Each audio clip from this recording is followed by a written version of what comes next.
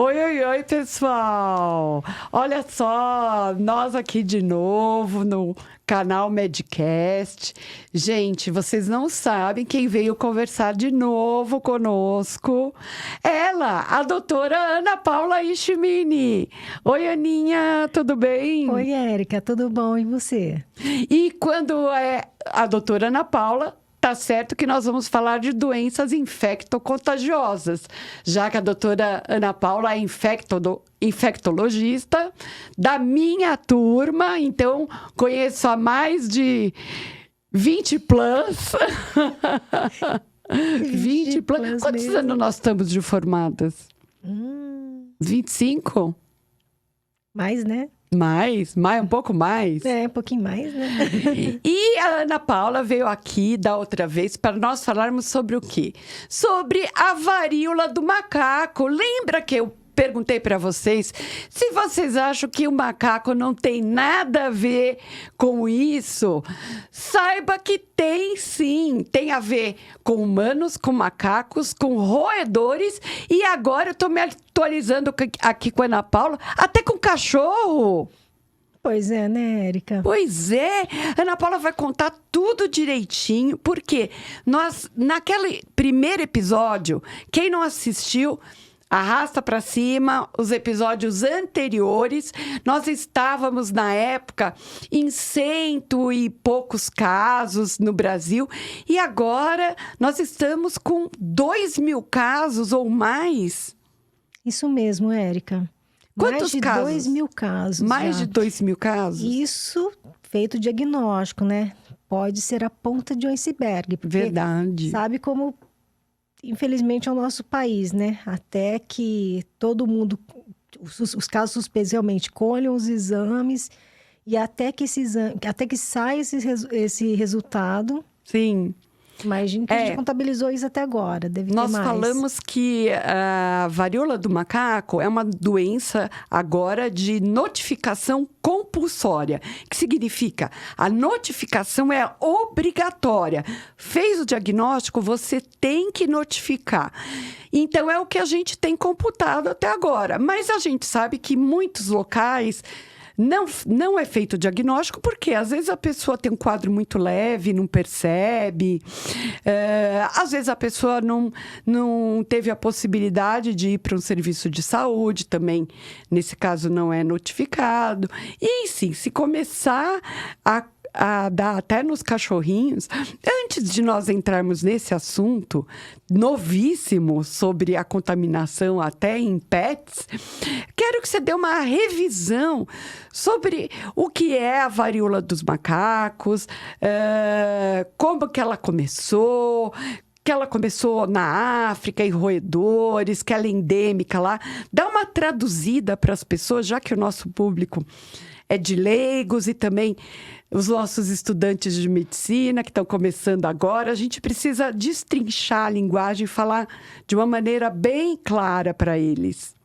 Então, vamos lembrar um pouquinho, né, dessa história da varíola dos macacos. Que a gente até estava falando que ficou o nome dos macacos, mas que, na verdade, essa doença vem dos roedores, né? Roedores são ratos. Ratos, tem descrito também alguns esquilos, alguns animaizinhos silvestres, né? Por que ficou esse nome varíola do macaco?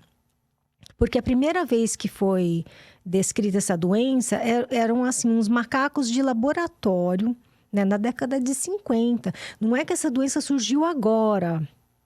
Essa doença já está entre nós há muito tempo, né? Só que ficava mais endêmica em algumas regiões, por exemplo, na África, né? No Congo. Então, o que acontece?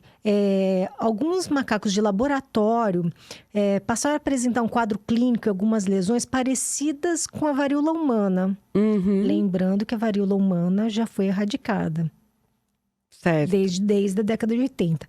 Né? E aí, com a descrição nesses símios de laboratório, ficou como varíola do macaco. Mas, na verdade, os próprios macacos, né, adquiriram dos roedores, né? Certo. E aí, o que aconteceu esse ano? Então, Esse ano, então, e essa doença então já tinha na África de forma endêmica, né? Tem até uma referência que eu gosto muito, né, de passar para o pessoal, dá sempre uma olhadinha no site da OMS, né?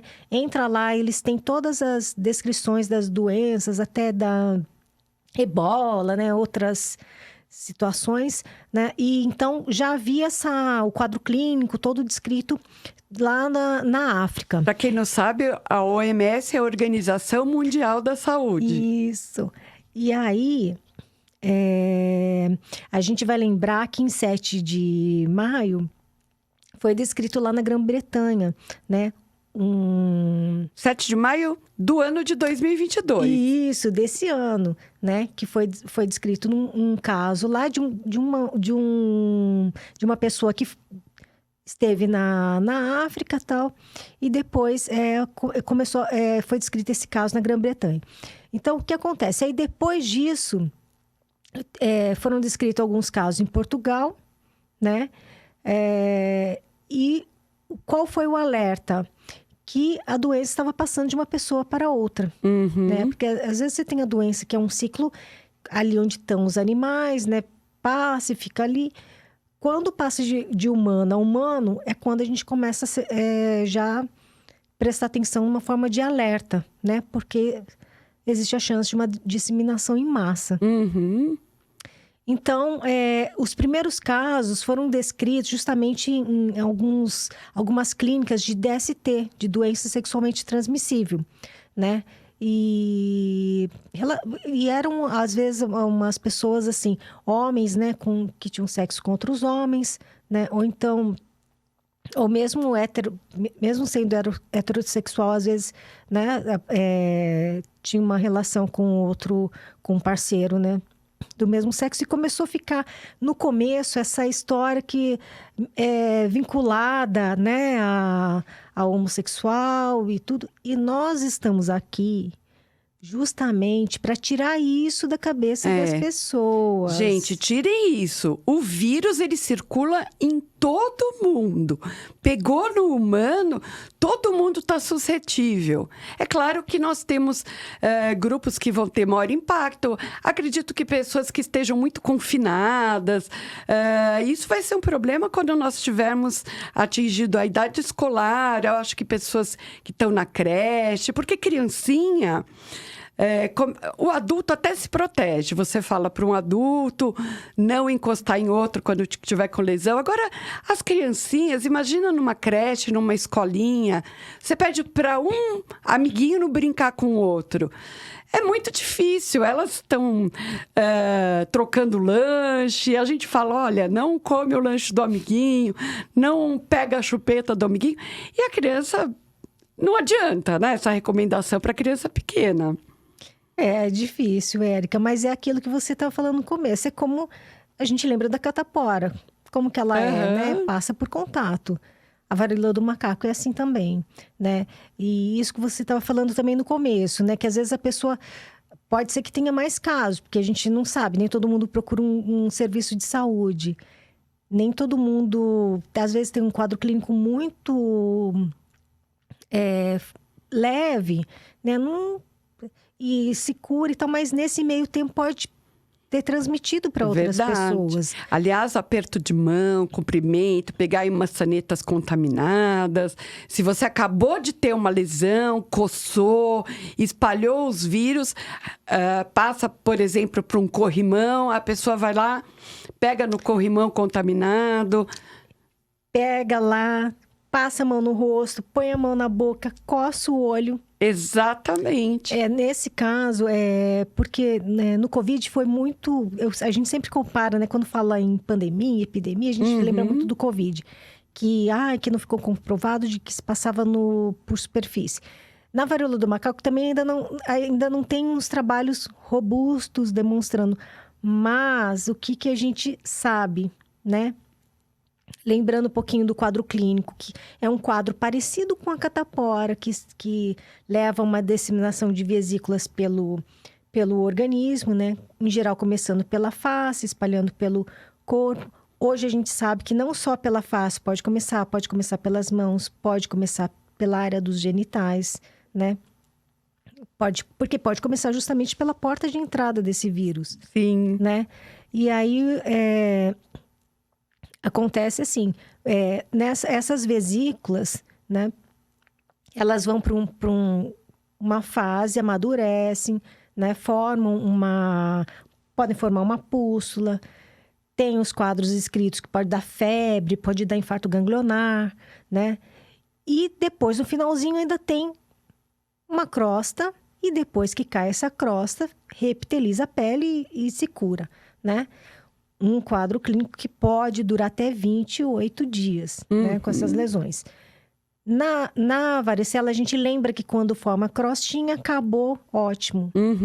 Na varíola do macaco, a crostinha ainda pode ter partícula viral viável. Olha. E isso cai, né, Érica? Porque depois que seca ali, pode sair essa casca. Imagine se a pessoa tiver com muitas lesões. Saindo essas crostas, né? No lençol, na toalha, nas superfícies, com partículas virais viáveis. Sim. Então, a outra pessoa vai lá, deita na cama, utiliza aquela toalha de rosto. Pode adquirir a doença. É por isso que aí, nesse caso, a gente já está começando a ter essa preocupação com as superfícies. Por isso, gente, lavar as mãos, né? Bom, aqueles bons hábitos de higiene que nós relembramos com a transmissão do Covid, ficou bem esclarecido que é importante lavar as mãos, fazer o uso do álcool gel, tá sempre com a higiene em dia. Então, isso continua valendo para a prevenção contra a varíola dos macacos também. Continua. Eu penso assim, né? Porque no começo, quando as pessoas estavam relacionando apenas falando como uma DST, então basta usar o preservativo que tá tudo bem. Não, gente, não. Tá tudo bem. Não Você tá protege tudo bem, das doenças sexualmente transmissíveis, mas... Sífilis, AIDS, né? Mas o contato da pele estiver... Qualquer lesão em qualquer outro lugar, encostou, boca, mãos, pés, perna, qualquer superfície. Às vezes, se a pessoa tem uma afta na boca, ela pode nem relacionar, nem achar que está com varíola do macaco. E essa afta já pode ser uma manifestação. Exatamente, porque ela pode acometer mucosa, pode acometer conjuntiva. Sim. Então, assim, a gente tem que ter essa atenção. E justamente isso que você falou. Esse negócio da gente, deve ser só uma afta e tudo bem. O diagnóstico diferencial não é tão simples. É verdade. Né? Porque se você for pensar, tem crianças que têm aqueles eczemas, né? Aquelas alergias. Tem aquelas alergias, verdade. E as crianças, às vezes, estão sempre se coçando, quando é o caso da dermatite atópica. Isso facilita, claro, a transmissão de qualquer doença onde você tem escoriação da pele. Quando você perde a integridade da pele, você tem a maior chance de adquirir, né? Sim. As outras doenças. Não só, né? A varíola do macaco. As infecções. Uma infecção bacteriana mesmo, oportunista, que vai lá. Mas é tudo isso. Molusco contagioso, impetigo, a própria catapora. Sim.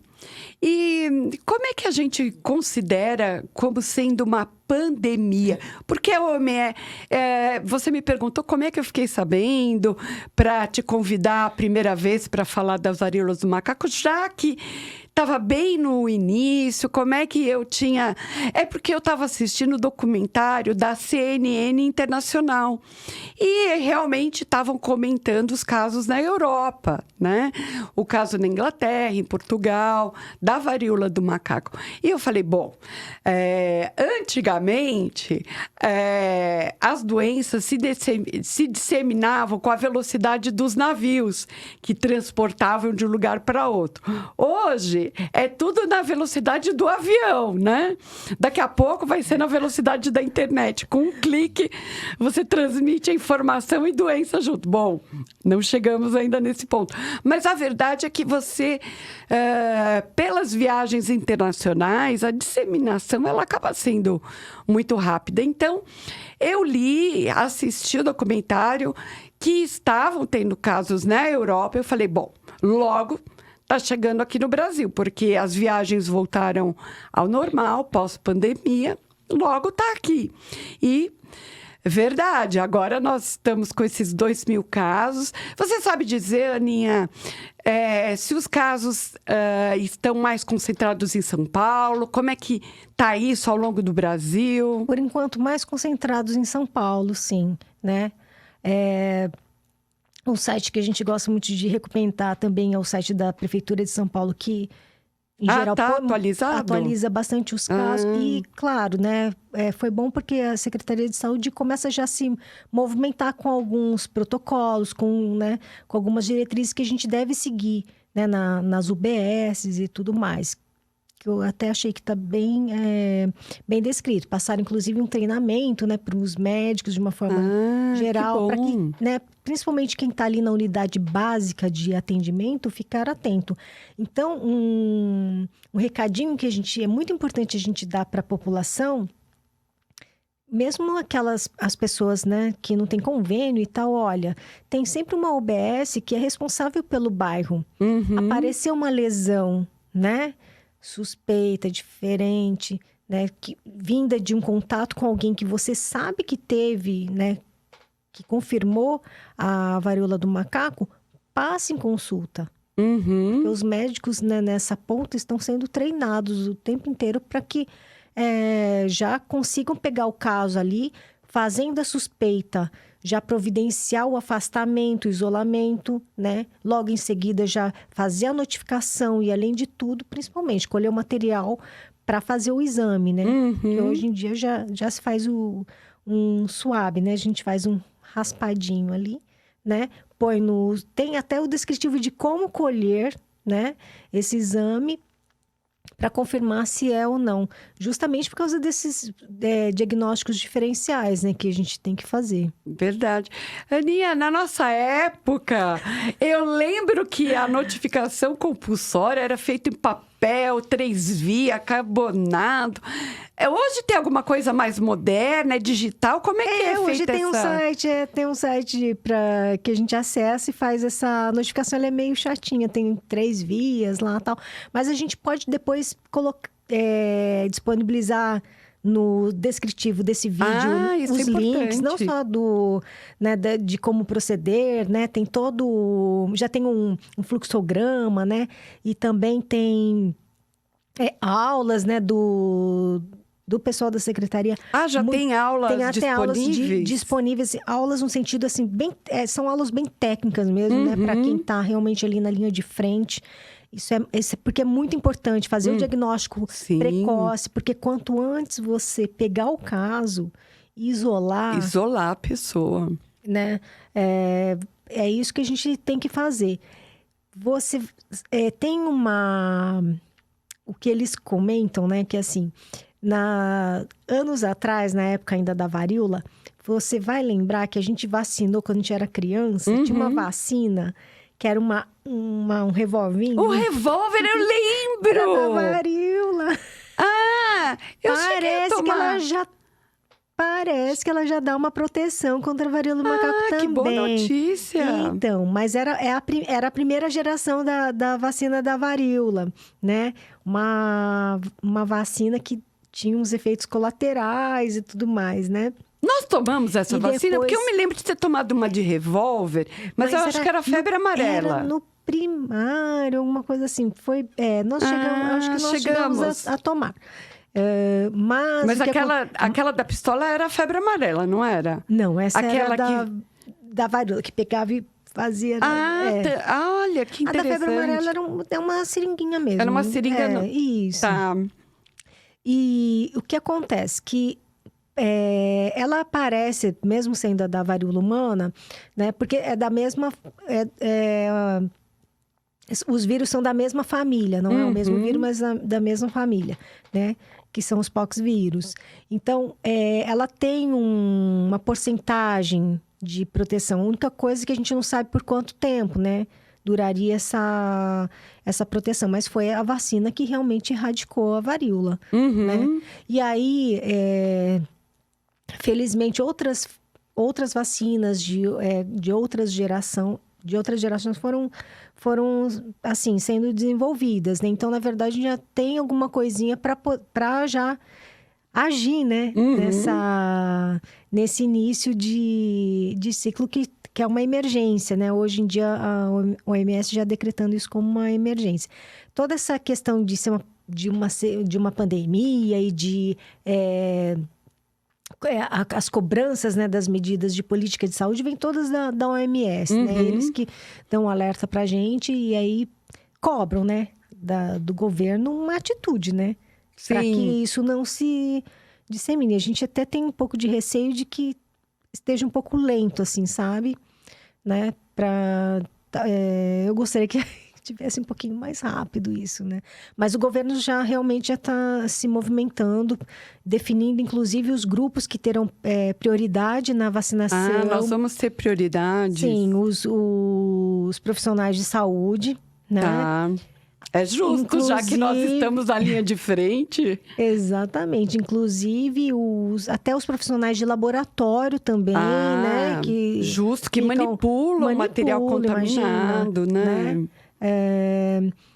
Os professores deviam também ser um grupo. Então... Eu sei que não deve ainda estar no grupo de vacinados, mas pensando em termos de saúde pública... mas né? eu acho que não... É porque, sabe o que acontece? Diga. Ela não tem uma transmissão tão intensa assim, né? Não é tão intensa quanto o geralmente Covid. uma pessoa passa para...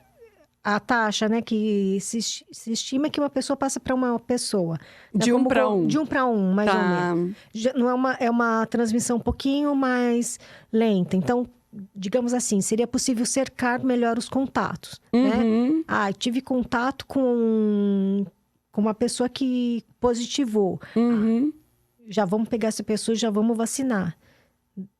Teria tempo, digamos assim, para fazer um cerco. Tá. Né? E a pessoa pegou, a gente afasta do trabalho, afasta da creche, da escolinha. E na própria casa da pessoa também é importante ter o afastamento dessa pessoa com os seus familiares que moram em casa? Muito importante. Inclusive roupa de cama. Né? E as roupas devem ser lavadas separadamente. Olha, isso é importante. Porque geralmente todo mundo põe tudo na máquina de lavar ou no tanquinho, lava tudo junto, sabe os cuidados, né? Com a escabiose. Meio parecido. Porque a escabiose também pega mesmo. Pega da família, pega todo mundo, verdade. É difícil, né? Vai ser difícil dentro da mesma casa, mas... O ideal é realmente isolar a pessoa e assim, as toalhas, roupa de cama, as roupas de uma forma geral, né? Devem não só ser lavadas separadas, colocar um pouquinho em água morna, 50, 60 graus, que ainda tem essa recomendação, né? Para que tente não disseminar para as outras pessoas. E uma doença, assim, longa, né? Um quadro clínico longo, né? 28 dias... Pode chegar até 28 dias. Imagino que uma média de 21 dias, né? Umas 3 semanas, né? E... Então, lá, naquele primeiro vídeo que a gente ficou falando, né? É crânio caudal, né? Começa na face, se dissemina e tal, né? Só que, assim, uma coisa que a gente falou bastante é o quê?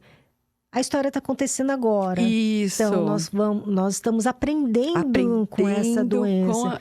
Com a doença. No dia a dia, todo dia chegam informações novas. E agora que a gente está aprendendo, a gente está vendo que não é bem assim, certinho, começa Não, pode começar nas mãos. Pode começar talvez onde tocou inicialmente. Pode começar nas mucosas, né? E Mas algumas observações, né? Pode realmente dar esse quadro de infarto ganglionar, né? Muitos gânglios, dor de cabeça, a pessoa fica prostrada, né? Uhum. E, além de tudo, foram descritas algumas formas, como encefalite. Teve um caso de óbito na Espanha que foi causado por encefalite. Nossa, Pode que dar uma grave. pneumonia, uma pneumonite, né, digamos assim, porque seria uma pneumonia intersticial, pode acontecer. Veja bem, são casos de São exceção, casos de exceção. né? O Porque quadro clínico encefalite geralmente seria dor de cabeça, febre, alguma coisa. falam de turvação visual, alteração Ah, visual, né? Mas são alertas que a gente tem que ter, porque às vezes é como eu sempre falo das infecções, né? A gente tem que estadiar. Opa, será que é simples? Será que é só cutâneo? Será que são poucas lesões? Aí a gente acompanha. Avançou? Alerta. As internações dessa doença são de exceção. uhum. Mas a gente tem, assim, observado alguns casos em que a queixa do paciente é dor, que a lesão dói muito. Olha, que interessante. Mas uma dor, assim, incapacitante, que a pessoa às vezes precisa tomar uma amitriptilina, alguma medicação mais, assim, né, parruda mesmo, para conseguir conter, né? Então, isso nós estamos aprendendo, né, agora também com o avanço e com o surgimento dos casos. Tem uns medicamentos, uns antivirais, né? Que na verdade, sim, são os medicamentos que eram desenvolvidos para varíola, mas que parecem ser eficazes na varíola do macaco. E nós temos esses medicamentos no Brasil? Não temos ainda nem aprovação da Anvisa ainda, mas como são medicamentos que até o FDA já aprovou, a gente acredita que logo a gente vai ter acesso. Lógico que para casos bem assim, né? Bem indicados, porque geralmente o caso clínico mais simples vai fazer a higiene local das lesões, deixar bem sequinho, né? Se tiver uma dor de cabeça, febre, tratar com sintomáticos, dipirona, paracetamol, né? Agora, se aparece um caso mais grave, né, com cometimento mais sistêmico, aí pode ser que a gente tenha que importar, né, esse medicamento. Ah, mas será que chega rápido se precisar importar? A importação de medicamentos, ela tem sido rápida? Olha, é o único problema que eu acho assim, porque a Anvisa tem que primeiro aprovar, né, sim. o medicamento. E aí eu acho que assim, é um primeiro momento assim de demora. Depois que sai a aprovação, fica mais tranquilo, né? E também são pouquíssimos casos e sem assim grandes, né, indicação assim de internação, de intervenção e tudo mais. Agora é a atenção, né? Porque a doença tá aí, chegou. Eu achei interessante dia a que dia. realmente está descrito agora a contaminação por cachorro, pelos pets. Então, eu vi uma... Nossa, que curioso. Você viu isso também no noticiário? Eu vi. Nossa, eu fiquei passada. Eu quero que você dê uma esclarecida no que está acontecendo. Mas a gente fica pensando mesmo, se é um vírus que estava no roedor, passou para o macaco, passou para o humano, ele tem um ciclo silvestre, né? Então nem é da gente se surpreender muito que um animal doméstico possa vir a apresentar. Dá um pouquinho daquele receio, né? Poxa, porque foi descrito num casal, né? Que foi diagnosticado o monkeypox e o cachorro deles teve as lesões cutâneas. Tá. Quando eles foram fazer o teste do tipo do DNA do vírus, para identificar o tipo de vírus, era o mesmo. Do casal e do animal, né? E aí até tem uma... Eles até colocaram no noticiário que até, por exemplo, Santa Catarina já... Né, o estado de Santa Catarina já alertando para o cuidado com os pets, né? Porque na mesma casa, né, a gente tem criança, cachorro, também tem gato, tem pessoas que têm até outros animais domésticos.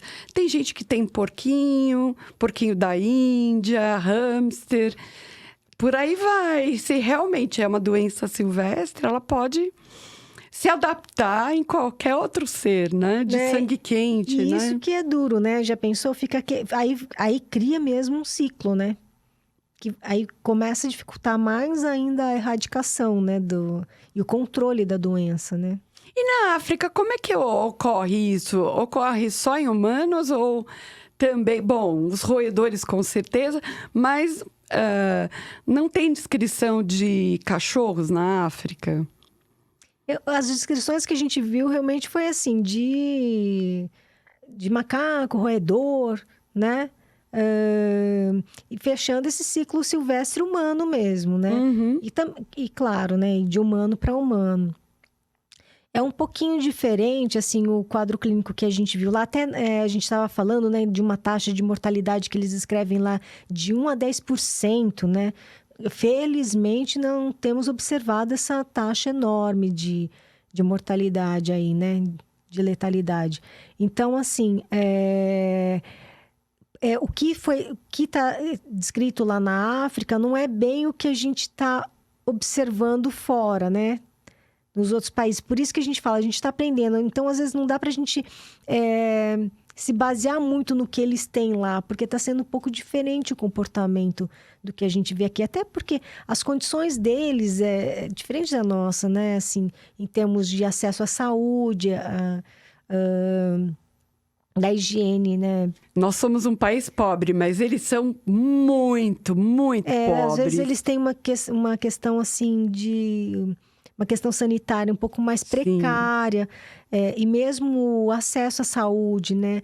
Porque, nossa, Érica, às vezes a gente fala, né? A gente tem um SUS que é todo capenga. Puxa, o SUS funciona muito em uma série de questões, sabe? Sem o SUS, o controle da pandemia do coronavírus teria sido muito, muito mais difícil. Porque você viu que rapidamente a gente conseguiu ter uma taxa efetiva de vacinação. Foi muito interessante, assim. Se tem um né? país que é preparado para vacinar, esse país é o Brasil, né? É impressionante, viu? A logística A logística é boa. Eu me lembro, quando os meus filhos eram pequenininhos, até os 5 anos de idade tem a campanha do Zé Gotinha. E meus filhos até queriam ir tomar a vacina, porque tinha o Zé Gotinha, que estava lá e incentivava as crianças, né? Era uma coisa até lúdica, né? Era um passeio. Não, mas você vê, e era eficiente, né? Porque você faz aquela campanha, né, publicitária, então você consegue atingir número grande, um alcance muito, assim, eficaz, né? Para o controle das doenças. E esse vírus, ele é diferente do Covid, ainda bem. Não é um vírus RNA, que muda muito rapidamente. É um vírus DNA, por isso até mesmo, né, que foi possível fazer uma vacina tão eficaz. E isso realmente facilita a vacinação, o controle? Facilita. Ele é um vírus um pouco mais, assim, na replicação fica um pouco mais estável. Porém, a gente vê que tem uma mudança de comportamento, né? Ele tem, sim, as mutações, né? Não tão rápida. Nossa, o Covid a gente quase não conseguia, às vezes, acompanhar de tanta variante que está surgindo ainda, né? H3N2, H5N4, esse era o influenza, né? Que também... tinham vários. E do Covid nós tivemos cepa delta. Isso. Nossa, eu me perdi também com tantas letras. Imagina a pessoa que está em casa, que não tem acesso aos boletins diários horários sanitários, porque eu recebia por e-mail, imagino que você também, né, Ana? Você, ainda mais que é super especialista, nós recebíamos uma atualização por e-mail das cepas que estavam, que nós tínhamos que tomar mais cuidado, que estavam aumentando. Então, acredito que vocês da infectologia tenham até uma mala direta mais forte de receber esses avisos. Eu acho que isso, de uma forma geral, a gente mesmo acaba, assim, fazendo uma busca ativa, né? Porque você tem que... a gente que fica ali na linha de frente, você tem que saber o que está acontecendo, né? Para poder se atualizar o tratamento, atualizar a abordagem. Acho que é o dia a dia do médico que fica ali, né? Às vezes eu não fico tanto, assim, diretamente com o paciente, né? Fico muito, assim, na orientação dos meninos recém-formados e tal, né? Porque hoje, infelizmente, não tem vaga para todo mundo. Não só hoje, né, Érica? Desde a nossa época, assim, tem pouca vaga de residência, pouca vaga de estágio. E é muito importante, né? E tem muito recém-formado que acaba indo direto para o mercado de trabalho. Eu não diria assim, sem preparo. Não é uma questão de ser sem preparo. A questão é que o treinamento da residência, ele te dá um pouco mais de segurança, né? Porque eles estudam bastante, sabe? Você pega os meninos, eu vejo que eles são muito empenhados, né? Sim, é verdade. Né? E eles são ágeis na busca da informação, eles estão atualizados. E hoje em dia é muito mais fácil, né? Você vai ali, verdade. Tem cursos, você entra na internet, você entra nos aplicativos, você já vê a dose do medicamento e tal. É tudo muito rápido. Eu lembro que eu tinha um caderninho com as doses. Você tinha aqueles caderninhos? Tinha. Pra mim era cálculo de dose de criança e tava toda... Sim. Hoje em dia, põe ali no aplicativo, já te dá tudo, Já te dá tudo, né? certinho. Já te dá tudo. Mas, assim, às vezes eles estão lá no primeiro contato e é bom para eles ter alguém, né? Que eles possam consultar, né? Conversar. Eu acho que diminui até um pouquinho daquela angústia, porque quando você está ali na linha de frente, é brutal, é muito paciente, é aquele cansaço, aquela... Né? É uma demanda enorme. É verdade. Né? E às vezes a pessoa nem está pensando direito. E de repente tem alguém para consultar, para dividir aquela responsabilidade. Eu acho que é um papel que a gente que está um pouquinho mais experiente, né? Na carreira. É um papel que é bom, que é gostoso até da gente fazer, né? Sim. Né, de dar esse suporte, de dar um acolhimento mesmo para quem está ali enfrentando, né? E a medicina tem muito isso de você aprender com os mais velhos, com a experiência, com a prática do mais velho, porque realmente o livro tem todas as informações, mas às vezes aquele olhar clínico, aquela prática, aquele detalhe da história é que vai te levar ao diagnóstico. E você contar com alguém mais experiente. Vocês têm o sistema de telemedicina para auxílio do médico a fazer o diagnóstico, Ana? Então, né, no SUS a gente tem esse recurso, né? E eu vejo nos convênios, né? Que eu trabalho também um pouquinho em convênio, assim, você oferece para os usuários, né, uma consulta de telemedicina. Eu acho que facilita muito. Para o profissional também é bom, né? Porque você não fica tão exposto. E eu acho que a telemedicina, ela vem para ajudar a fazer uma boa triagem, para não ter tanta aglomeração lá na porta do pronto-socorro também. É assim, a gente que é mais das antigas, para mim, eu acho duríssimo, né? Sem fazer uma consulta, sem colocar a mão no paciente, sem auscultar, sem né, ver os sinais vitais. Às vezes é uma questão de dar uma olhadinha para a carinha do paciente. Você olha aquela face de dor. Isso, a cor da pele. Que você vê, às vezes, a pessoa tá pálida, sudoreica. Você sabe que não tá bem, né? É verdade. Você percebe, pelo jeito do paciente andar, o jeito que ele senta. Sim, é verdade. Daí a gente já percebe. Mas eu também, eu gosto muito do diagnóstico ao vivo. né? Mas, enfim, eu acho que a telemedicina, eu prefiro também o contato 100% ao vivo, né? Eu sou super das antigas. Mas, olha, até o caso que eu atendi 2 casos, que eu fiz a hipótese de varíola do macaco, dei as orientações por telemedicina. Olha... Uma paciente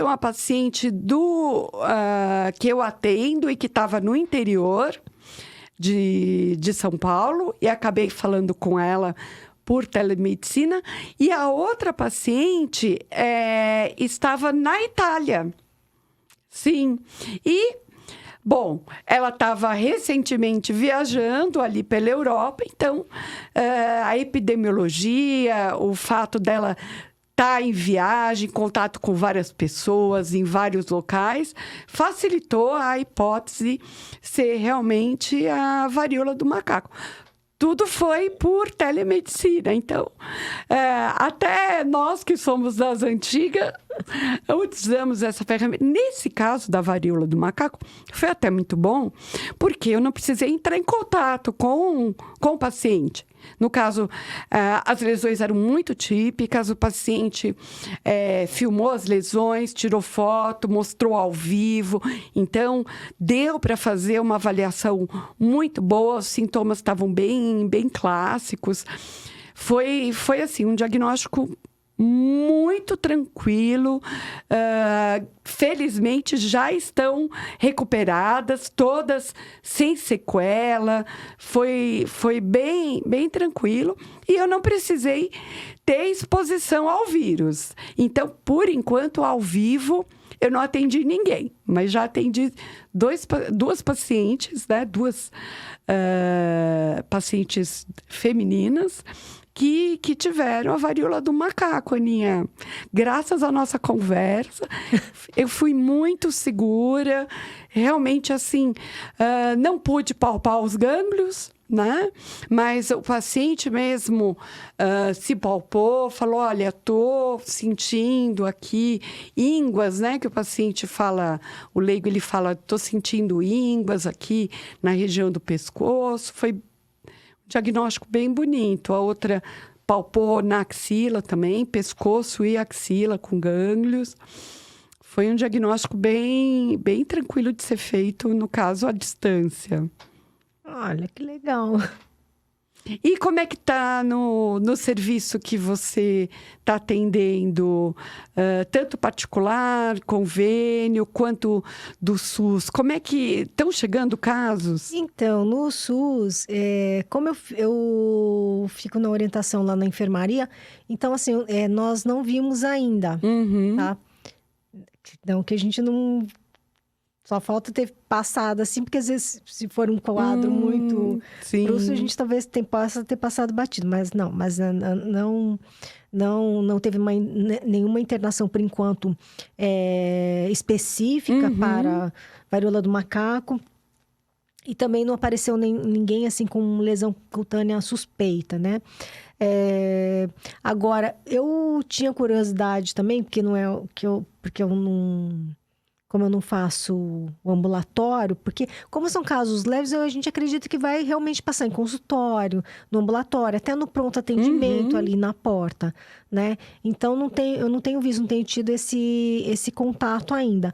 Mas a gente procura assim, o que a gente tem é que às vezes o colega que está lá, né? Você conhece as pessoas, a gente tem os grupos de WhatsApp e às vezes eles me chamam. Sim. A gente sabe quando a gente tá ficando velha, quando os médicos mais novos começam a chamar a gente de doutora, né? Isso! Eles me mandam assim, ai, doutora. Eu falei, ai, doutora, gente, pode me chamar de Aninha, tá tranquilo. Não, mas me chamam de doutora. É sinal de que nós já estamos com os cabelos brancos o suficiente. Não, tudo bem. Aí, às vezes, uma vez, às vezes eles falam, doutor, o que a senhora acha? Olha aqui e tal. Aí me mandam a fotografia e tal. Aí eu sempre pergunto, né, da história. Se tem uma história que teve contato com alguém, com algum caso suspeito, ou com algum caso comprovado, né? E aí a gente vê as lesões. É que assim, a gente olhando lá a foto, eu vejo, eu olho lá, vejo vesícula, vejo, sei lá, o estágio que tiver, né? Vejo crosta. Falo, gente, é uma suspeita. Vamos entrar com essa hipótese diagnóstica e vamos encaminhar para fazer o exame. Se tiver uma suspeita forte, a gente encaminha, né, para o laboratório, faz a notificação e encaminha para o laboratório. Afasta inicialmente 7 dias, porque é o tempo mais ou menos que vai fazer o exame e vai sair o diagnóstico. Por enquanto, nenhum dos que nós vimos lá, que eu vi com os meninos, já chamo de meninos. E, por enquanto, nenhum deles positivou, né, dos que nós vimos. Até porque a história realmente não era típica, né? E um deles eu até achei, não, isso aqui era até que era uma criança, não, é um eczema, é uma, né, provavelmente uma criança que é muito atópica, sabe? Uma criança que tem rinite, que, né, acabou fazendo umas papulinhas, mas eram umas papulinhas bem disseminadas, assim, sabe? Mas eu achava até que não fosse mesmo, e realmente não comprovou. E não teve o contato, né? Nem na escola, nem com algum parente, nem ninguém em casa que tivesse desenvolvido, né? A gente procura sempre algum caso que possa ter passado, né? Faz sempre a gente tem que ter sempre essa postura de detetive, né? De investigando, né? Mas onde você esteve, com quem você andou, com essa pessoa com que você andou, que tinha lesão, essa pessoa fez diagnóstico, essa pessoa passou em médico. Quando tem uma história muito positiva, né? Que teve contato com alguém que diagnosticou positivo, nossa, tem que cercar bem mesmo, né? Pra gente ver o que tá acontecendo. E às vezes não tem nem a lesão ainda. Opa, vamos vigiar, vamos examinar melhor, vamos olhar mucosa oral, vamos olhar tudo mesmo para ver se realmente não pegou, né? E aí tem na hora que a gente vai fazendo o diagnóstico diferencial, que a gente lembra que na catapora, você tem várias lesões em diferentes estágios, né? Você pode ter pústula com a pápula, com a crosta. Sim. No monkeypox, parece que, assim, por exemplo, na região... tem umas lesões na face. Todas elas, em geral, estarão no mesmo estágio. Olha, né? Que diferente. Então, todas elas no estágio de pápula, todas elas no estágio de pústula, né? Olha, diferente, realmente. Aí a gente já pode ficar um pouquinho mais intenso. Parece que não costa tanto, é mais a característica, parece que é mais dor, né? Parece que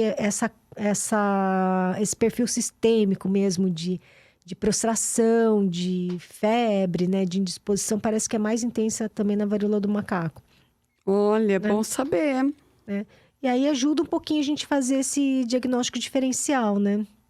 Verdade. E você acha que o uso de sabonetes antissépticos ou sabonetes de higienização com enxofre, ácido salicílico, aqueles que têm uma ação bactericida e queratolítica, sejam de algum benefício para esses casos? Então, porque a gente não tem ainda um trabalho robusto, né? Demonstra, porque a gente gosta de afirmar as coisas depois que lê os trabalhos, né? Mas, doutora Érica, que é dermatologista... a gente tem que tomar cuidado para não ressecar muito a pele. É uma das coisas que eu fico pensando.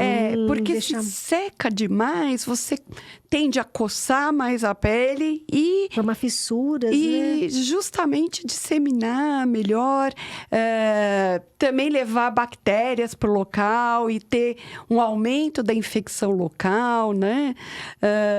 Então, nunca é bom ressecar excessivamente. Isso eu digo porque eu fico preocupada, porque às vezes o paciente, ele acha que uma maneira de se livrar mais rápido da lesão seja pegar o sabonete e ficar esfregando demais. Com a buchinha lá esfregando. Com a bucha, isso. Dá até arrepio. E não é. A gente acredita também que não, porque acredito que a escoriação, quanto mais você levar a perda da integridade da pele, eu acredito ser pior também. Sim, eu acho que sabonete normal, se o paciente puder, às vezes um sabonete líquido para evitar o atrito excessivo, mas nada exagerado, realmente. Deixar limpinho, né? Isso. Sequinho, né? Seca lá, tal. Trocar a roupa de cama, realmente colocar para lavar separado.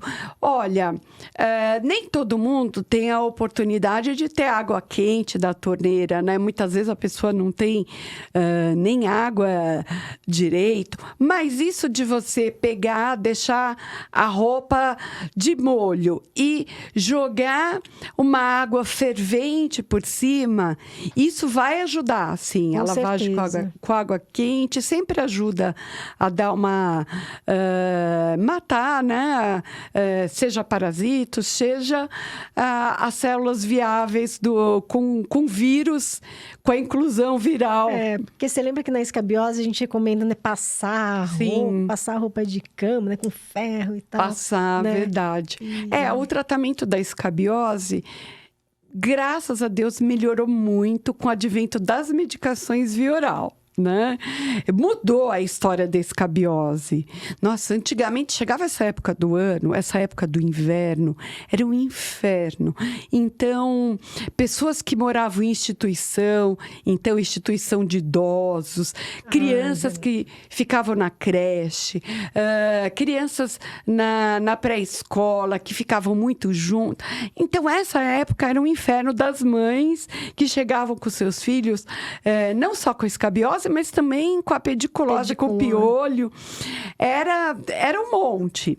E agora, realmente, com a medicação via oral, deu uma controlada. Realmente foi muito bom. Isso eu vejo no hospital, às vezes, lá no SUS, viu? Porque justamente isso, vem os vozinhos de casa de repouso. Sim. Aí a gente olha... Vê as lesões disseminadas, região de abdômen e tal. A gente realmente vê ainda, né? Aí até isola, né? Trata. Outra coisinha que recomendaram também com relação ao monkeypox, que se você tiver, né? Se por acaso aparecer lesões assim no membro superior, tal, né? Que você deve procurar a unidade básica e coloque uma blusa, uma roupa que cubra as lesões. Isso é importantíssimo. No transporte público, ônibus, metrô, trem. É verdade, você pode estar disseminando para outras pessoas pelo contato físico, de pessoa a pessoa. Imagina você num transporte público, quanta gente que você pode contaminar, né? No metrô, no ônibus, senta do lado, fica em pé junto. Realmente, Ana, isso é muito importante. Então, uma blusa de manga comprida para realmente proteger o local que tem a lesão. Olha, isso é muito importante, porque a pessoa não lembra, às vezes, que esse cuidado vai já proteger a disseminação ali nas pessoas. Protege a própria lesão, né? De você não ficar batendo, aquilo não escoriar mais, né? Verdade, verdade. E a recomendação muito, assim, que eu gosto muito de fazer, gente, olha, cuidado com as mãos, né? A gente encosta, às vezes, na superfície, a gente vai. E às vezes eu desconfio que esse negócio do quadro clínico começar pela face é porque a gente fica pondo a mão no rosto, põe a mão até a gente que é adulta, a gente põe a mão no olho. Verdade. Tem que tentar brecar esse hábito, né? E lavar as mãos. Sim. Então, ainda tá valendo o álcool gel, né? Tá valendo. É porque o pessoal agora deu uma esquecida. Eu percebi que o pessoal não anda higienizando como de costume, porque nós víamos em todos os lugares tinha um potinho de álcool gel. Agora o pessoal anda deixando esses hábitos, olha, nada como a gente reforçar que continuam valendo as medidas.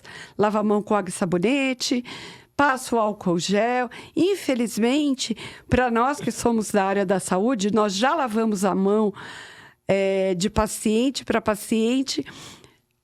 Nós vamos continuar tendo que fazer o uso do álcool gel para se proteger, porque às vezes a água e sabão, na hora que você vai tocar uma maçaneta, você lavou a mão com água e sabão, mas você vai tocar uma maçaneta, vai pegar um corrimão, poxa, é bom já ter um álcool gel ali pertinho para reforçar, não vai substituir. Nada substitui a lavagem com água e sabonete. Com Isso certeza. é muito importante. Sabe que as pessoas, às vezes, acham que o álcool gel substitui a lavagem com água e sabonete. E não é, né? A recomendação primária é você estar com as mãos limpas. Não adianta você estar com a mão toda engordurada, com a mão toda melecada. E tem gente que passa álcool gel e esquece o básico, que é lavar a mão. Eu vejo isso mesmo. Você vê isso? Até porque o álcool gel deixa a mão da gente Meio grudenta, eu não né? aguento. Eu preciso de uma pia, de um sabonete, porque, nossa, não dá, né? Não, é verdade. Não, eu digo isso porque para orientar mesmo as pessoas, porque a gente fala tanto em álcool gel, e a lavagem com água e sabonete realmente não é substituída. Isso eu gosto sempre de estar reforçando, porque principalmente em locais como creche, crianças que trocam às vezes, muitas mães mandam a criança ainda com fraldas para a escola, né? Creche. A criança que vai cuidar, que vai limpar, trocar a fralda. Então, não adianta só passar o álcool gel. Precisa estar com a mão bem limpinha. Isso sempre tem que ser reforçado. E nessa casa de idoso que você acabou de falar, também. Geralmente são ou a enfermagem ou cuidadores especializados que precisam também estar sempre lavando a mão de uma pessoa para outra.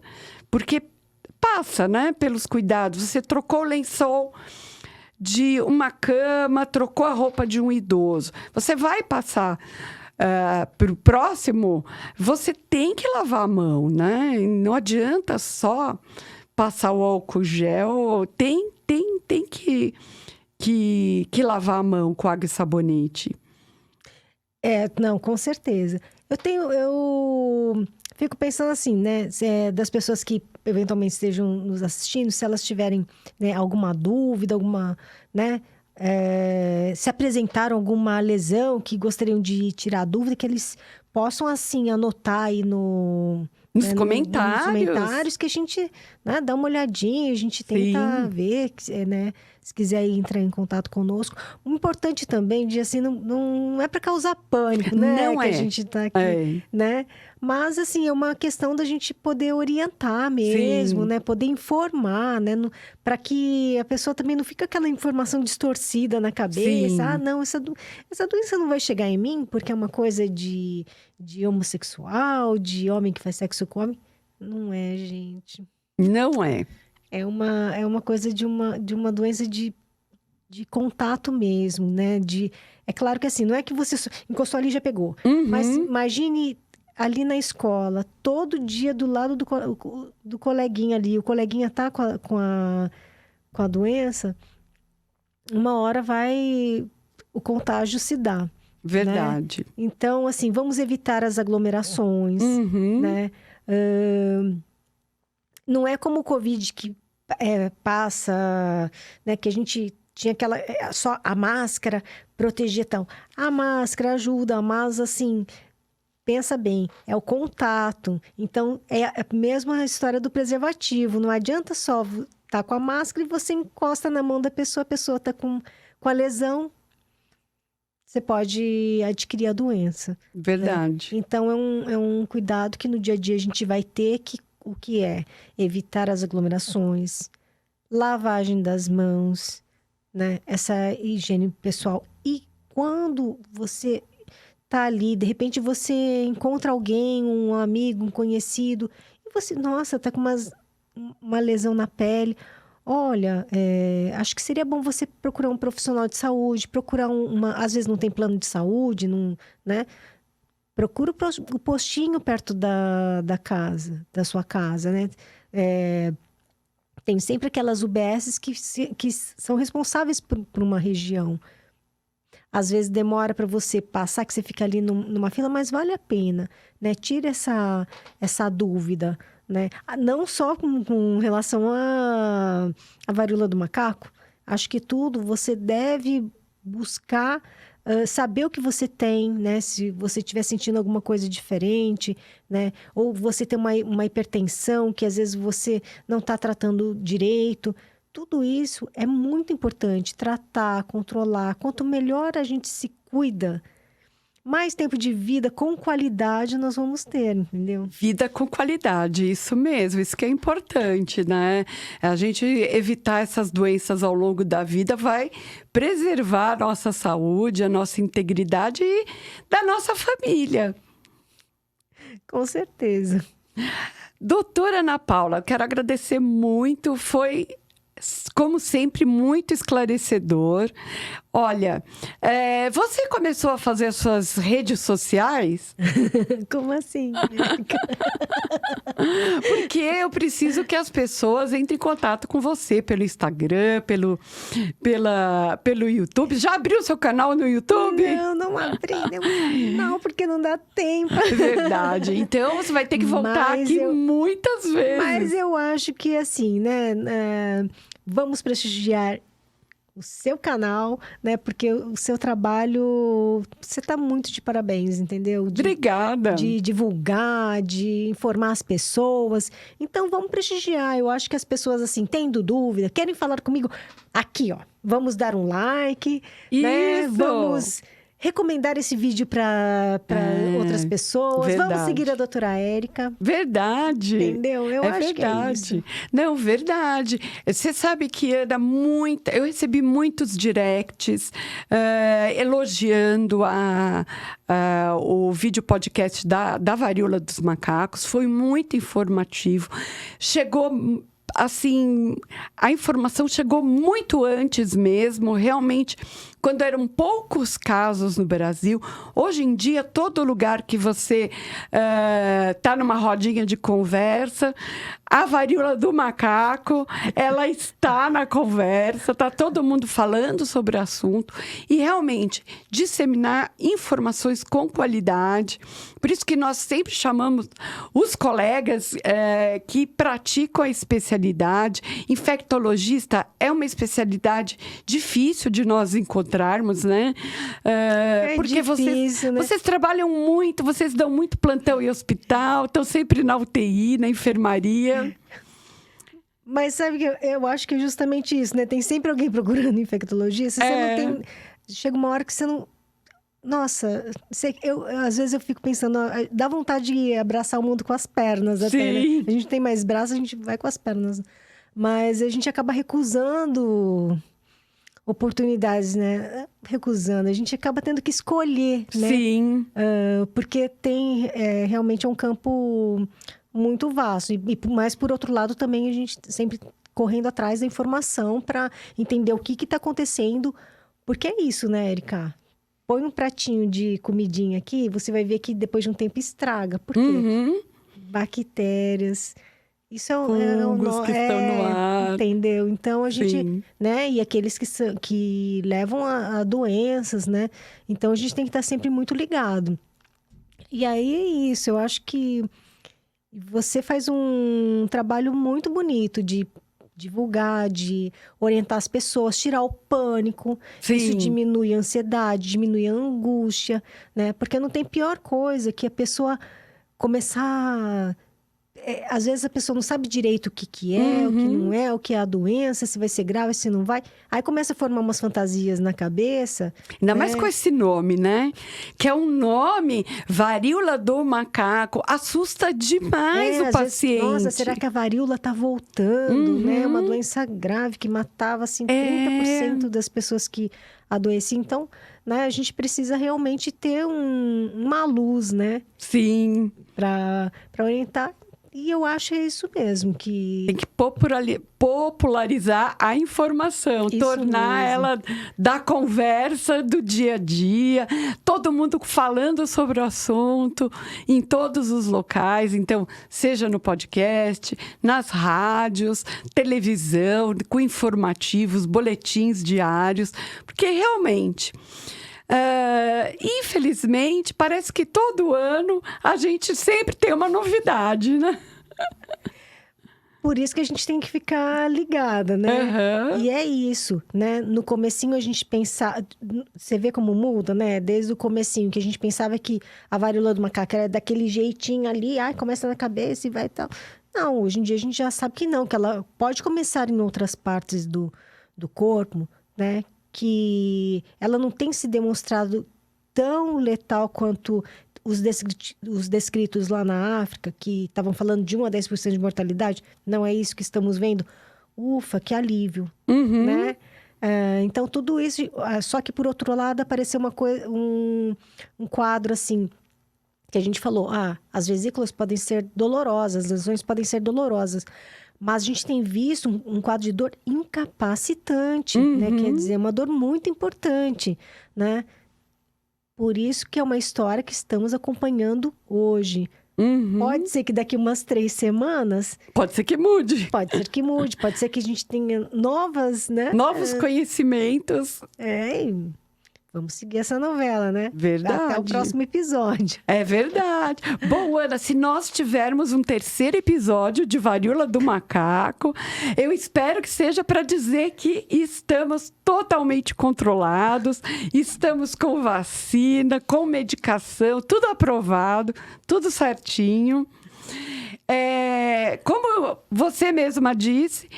Dê o seu like, compartilha, curta, escreva nos comentários a sua dúvida, porque você viu, com base nas informações que eu tive de vocês pelo direct, ali no Instagram e aqui mesmo nos comentários e nas mensagens que eu recebi via WhatsApp, dos colegas médicos, dos amigos, dos familiares, foi que eu chamei a doutora Ana Paula de novo para complementar e atualizar as informações sobre a doença. Então, por enquanto, a doutora Ana Paula ela não abriu o podcast dela. Então, mande as perguntas aqui no canal Medcast, que eu repasso para a doutora Ana Paula. E, Aninha, você também não abriu o seu Instagram? Não, mas vamos lá. Vamos tentar fazer, né? Não tem problema. Se vocês não acharem a doutora Ana Paula no Instagram nem no YouTube, pode continuar mandando mensagem para mim que eu repasso para ela. Nós estamos sempre em contato, trocando figurinhas e atualização. Então, vou deixar o nosso beijo para todo mundo. E, Ana, muito obrigada por ter aceito de novo, por ter aceito esse convite para conversar com esse tema super atual. Eu que agradeço, viu, Érica? Então, gente, um beijo para vocês.